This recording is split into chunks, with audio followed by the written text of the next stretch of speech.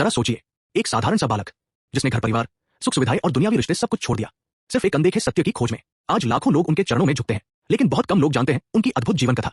यह है प्रेमानंद महाराज की कहानी। जहां मध्य प्रदेश के आगर नगर में जन्मे प्रेमानंद महाराज बचपन से ही अलग थे कि बच्चे खेलों और खिलौनों में खोए रहते, वहीं उनका मन लगता था और भजन, सत्संग और संतों की कथाओं में। एक दिन सत्संग में उन्होंने एक वाक्य सुना जिसने उनके हृदय को हिला दिया।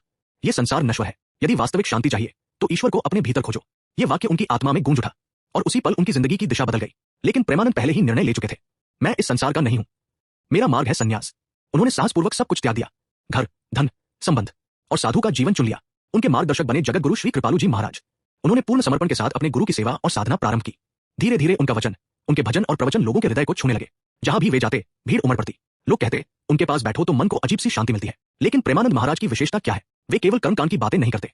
वे कहते हैं, सच्चा सुख बाहर नहीं, ईश्वर की शरण में है। आत्मा की प्यास बुझ सकती है तो सिर्फ दिव्य प्रेम से। वह बालक जो एक साधारण जीवन जी सकता था, त्याग की अग्नि में जलना चुना और बदले में लाखों के लिए प्रकाश बन गया।